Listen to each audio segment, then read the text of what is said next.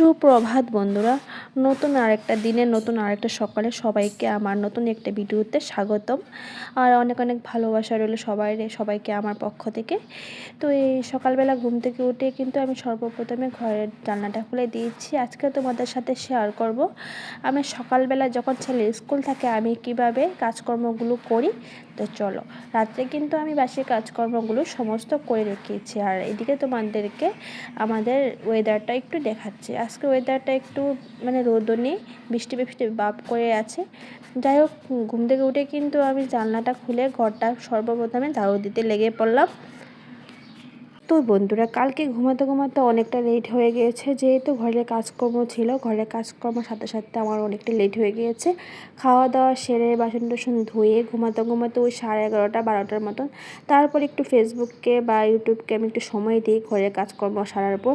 যেহেতু আমার ফেসবুককে ইউটিউবকে একটু সময় দিতে দেওয়ার কারণটা হয়েছে, আমি তো এখানে কাজ করছি, এই কাজটাকে তো সময় দিতে হবে। সময় যদি না দেওয়া হয় তাহলে কাজটা কীভাবে হবে? যে কোনো কাজ করতে গেলে কাজটাকে একটু সময় দিতে লাগে। ফেসবুকটাও আমার একটা কাজ, ইউটিউবটাও আমার একটা কাজ। যাই হোক, আমি ওটাকে কাজ হিসাবেই আমার সময় দিতে হবে। তো এই ঘরে তো ওই বন্ধুরা, এত সহজে ওঠে না ঘরটাকে সামলিয়ে ফেসবুককে ভিডিও দেওয়ার। তবুও দিচ্ছি, কারণ আমি এখানে যেহেতু কাজ করছি আর এখানে একটু সময় দিতেই হবে। যাই হোক, আমি কিন্তু এখন ঘরটা ঝাড়ু দিয়ে নিলাম কথা বলতে বলতে।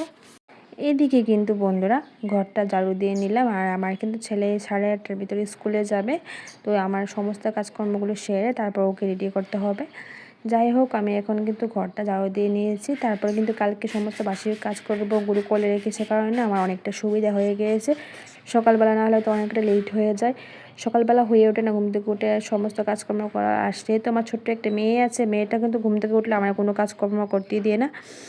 যাই হোক, আমি কিন্তু ও ঘুমাই থাকতে থাকতে সমস্ত কাজকর্মগুলো করার চেষ্টা করি। তো চলো, তোমাদের সাথে শেয়ার করছি। আমি বাথরুমে কাপড় চোপড় এখন ভিজিয়ে দিয়ে দিলাম তো এই স্রাফে। তারপর কিন্তু আমি ছান টান করে একবারে চলে আসবো কাপড় চোপড় ধুয়ে। আর কাপড়টি কিন্তু এখন আর মেলবো না, কাপড়টি মেলবো আমি একটু দেরি করে।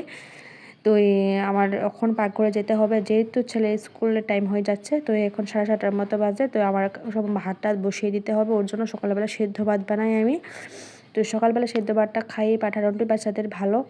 আর কিন্তু ওর জন্য আবার টিফিনও বানাতে হবে। তো আমাদের স্কুলে কিন্তু ম্যাগি চাউমিন এগুলো এলাও নেই।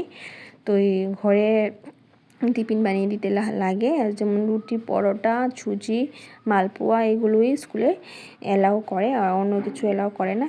যাই হোক, আমি এখন ভাতটা ওর জন্য বসিয়ে দিয়েছি। এখন প্রথমে আমি চালটা ধুয়ে তারপরে কিন্তু আলু সিদ্ধ ভাত একটু বসিয়ে দিয়েছি। আর সকালবেলা বাচ্চাদেরকে কিন্তু সেদ্ধ ভাতটা খাইয়ে পাঠানোটাই উচিত আমার পক্ষে। যাই হোক, আমি কিন্তু আলু একটা ধুয়ে দিয়ে দিয়েছি। ভাতটা এখন কুকারে বসিয়ে দিয়েছি, সিটি মেরে দেবো। তারপর ভাত রান্নাটা কমপ্লিট হয়ে যাবে আমার। তারপর ভাতটা রান্না করে তারপরে কিন্তু এদিকে মালপোয়া বানিয়ে নিলাম। আজকে মালপোয়া দিয়েছি টিফিন, না ও যদি সিদ্ধ ভাত বানিয়ে নিলাম। তারপর ওকে রেডি করে এখন আমি ওকে দিতে যাচ্ছি। আর আমাদের পাশের বাড়ির ফুলের বাগানটা তোমাদের সাথে একটু করে শেয়ার করছি। এই দেখো কত সুন্দর। তো চলো, এখন আমার ছেলেকে দিয়ে আসি, তারপর নেক্সটে তোমাদের সাথে আবারও আসবো নতুন একটা ভিডিওর সাথে। আর এই ব্লগটা কীরকম লেগেছে অবশ্যই কমেন্টে তোমরা জানাবে কিন্তু। তো চলো, টাটা।